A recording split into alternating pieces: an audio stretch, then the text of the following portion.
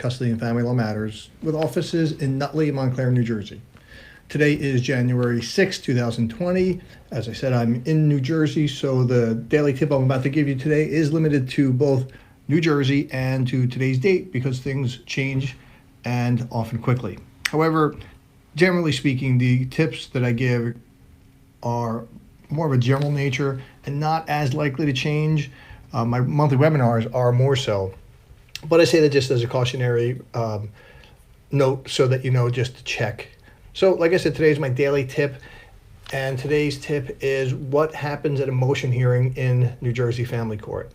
And I picked this topic because most of what happens in a family case, and even a divorce case, but more so a family case, happens through a motion, which is a written request filed with the court. So the first thing you need to know about the motion is whether or not the court's going to have oral argument. Oral argument is obviously, as it sounds, where either the lawyers or the two parties, if they don't have lawyers, come into court and argue to the judge about the motion that they've already filed. Now, oral argument is up to the judge. In most cases, when there's an opposition or the other person files in response to it, the judge usually will have oral argument, so you come in and you argue before him or her. The argument is supposed to be limited to the papers and the information that was submitted in the paper, so you can't add anything new, can't ask for anything that wasn't already raised. Many people, including myself, wonder what the point of argument is when you're limited to what you've already put in the papers. It is helpful when judges have questions and sometimes need things to be clarified, but normally speaking, they're not going to do that. And an important thing to note for motion argument also is that the court is not supposed to be taking testimony. Now, from time to time, they do. If there's something minute or something significant that needs to be explained or elaborated, they may ask and they'll swear you in and take some testimony. But generally speaking, they're not supposed to, so you don't need to bring any witnesses to the motion hearing.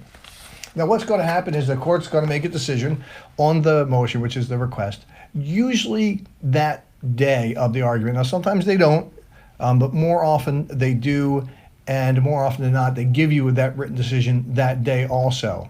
Again, some take longer, but generally speaking, on average, you're going to get your decision that day. And the decision is going to be usually one of 4 or 5 things, but kind of the 3, really. They can either grant what you're asking for entirely. They can grant some of it and deny some of it.